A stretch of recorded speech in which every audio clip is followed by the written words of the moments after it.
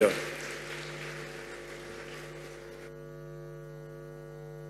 Mr. President, distinguished presidents, Your Excellencies, fellow ministers, colleagues, friends, ladies and gentlemen, I have a feeling that after that extraordinarily powerful presentation by President Ruto, nobody should say anything. We should just act.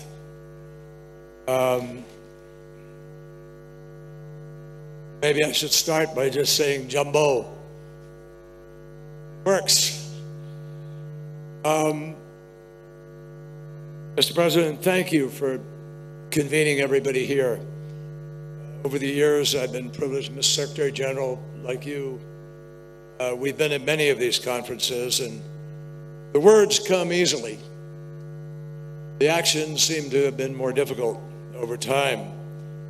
It's a great honor for me to be able to be here representing President Biden at this very important summit. And I want you to know, as I listened, and as you listened, I could feel this room, something is happening. This is different. I feel that. This is different. I think, Mr. President, I would just say to you, your leadership is palpable. We feel it. What you have said today, there is such a clear path ahead for all of us. Africa is meeting. Africa is speaking. Africa is deciding. And nothing could make a greater difference, I think, on a global basis, given what you just heard from the President about the remarkable resources that are here in Africa, about the young people who are thirsty, hungry for a future. So Africa and this moment offer an enormous opportunity. This problem that we are facing is human-made. It's about pollution. It's not very complicated. It doesn't take a rocket scientist or a mathematician or equation work to its end in order to understand what's happening. Humanity is threatened by humanity, by the decisions that we are unwilling, it seems, to make. So at this moment, I believe it is clear that Africa presents some of the greatest opportunity in the world. To do what? To win this battle about how we heat our homes, drive our vehicles, light our factories and our homes. This is about fundamental production of energy. And if we will make the right choices about that, the future is different for everybody. That's what's so attractive and important about what President Ruto was saying. You want to have a cleaner life? You want to have a healthier life? Less cancer? Eliminate 8 million people dying every single year because of the lack of quality air that we breathe? All of that comes from the unabated burning of fossil fuel. And it is challenging, if not threatening, our very planet that we all live on. So 20 countries produce 80% of all the emissions. Mine is one of them. 20 countries. And it is critical for all of those 20 countries to immediately take steps to get on the path to the Paris Agreement, to align, to have the ability to keep 1.5 degrees alive. That will only happen if those 20 countries take the lead and make it happen. Crisis now is also, if justice is to mean anything, it certainly has to mean that if there's going to be a transition, everybody has to be able to share in the benefits of that transition. And right now, it is clear that you can't talk about a just transition, about a just transition, when some people, there's no transition at all. Or when some people, there is acute, unfair debt that swallows and drowns the choices that those countries have to make.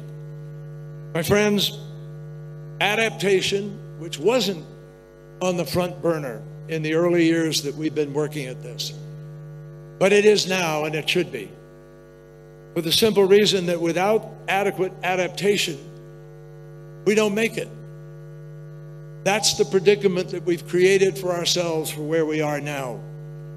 So adaptation is critical, and the damage Mother Nature is telling us on a weekly, daily basis. Every 18 days, we have a $1 billion climate event somewhere on this planet. So adaptation is critical. President Biden has now launched a program called Prepare, the President's Emergency Program for Adaptation. And he has committed that we are going to help at least 500 million people in developing countries, especially in Africa, to be able to adapt to the worst impacts of this crisis. He has committed the United States to work alongside African nations to lead the way in adapting to and managing the impacts of the climate crisis.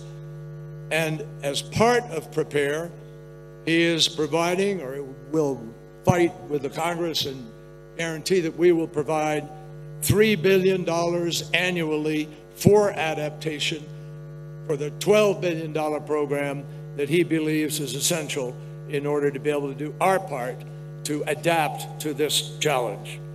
It is why we are working with partners on the Transitional Committee this year to design an effective fund to help vulnerable developing countries respond to loss and damage. And it is why last year in Sharm el-Sheikh, the President decided that the United States needed to try to accelerate that process, that we joined with our friends in Europe and elsewhere to say that no, it's not adequate to do that over a 2-year period. We need to close out and understand where we're going with the Loss and Damage Fund in 1 year, this year, when we all meet in Dubai.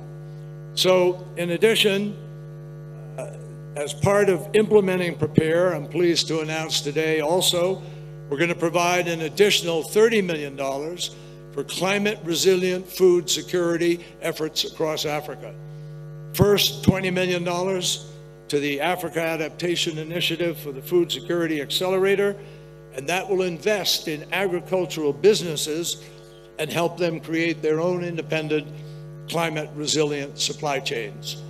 Second, $10 million will go to the Climate Resilient Adaptation Finance and Technology Transfer Facility to scale technologies so that we can advance adaptation efforts like cold chain storage, which would help maintain the quality and the safety of food from the farm all the way to the homes of people in the world. We've learned that adaptation saves lives, creates jobs, and obviously it's just plain old common sense.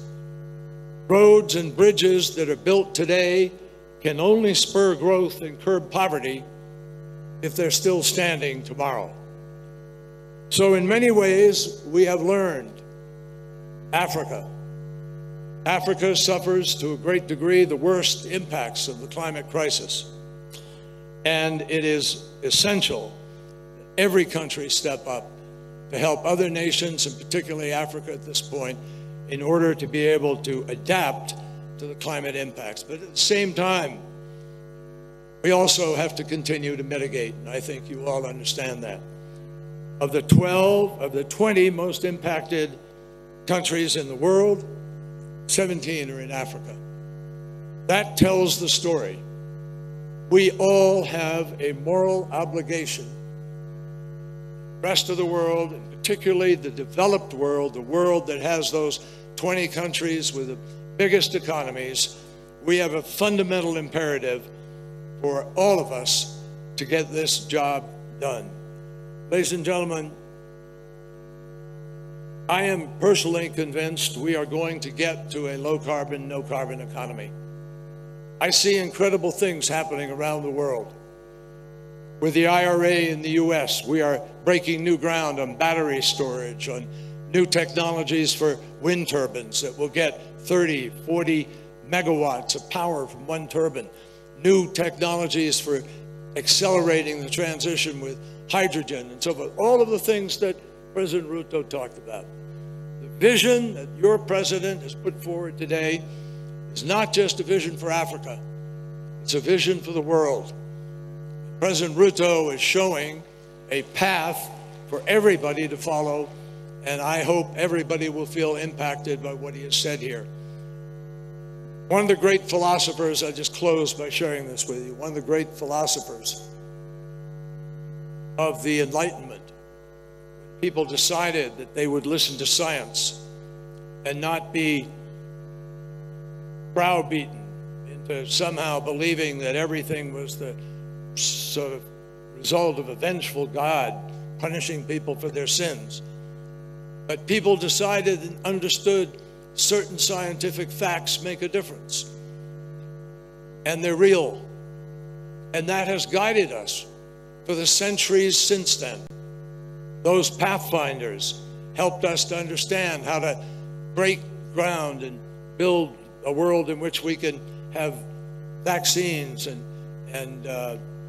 deal with new technologies and go to the moon and so forth. We can win this battle, but we only win it if we make some fundamental decisions.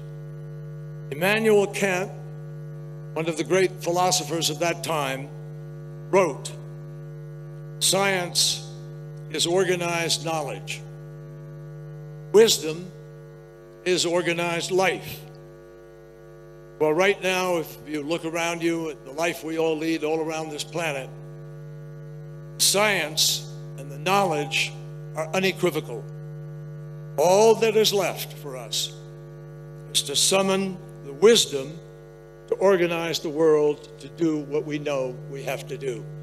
That's the vision that I heard from President Ruto, and that is the vision that I'm convinced will come out of this week of great effort at this summit, which can help to prepare for a groundbreaking COP at which we do the job people are asking us to do. Thank you very much.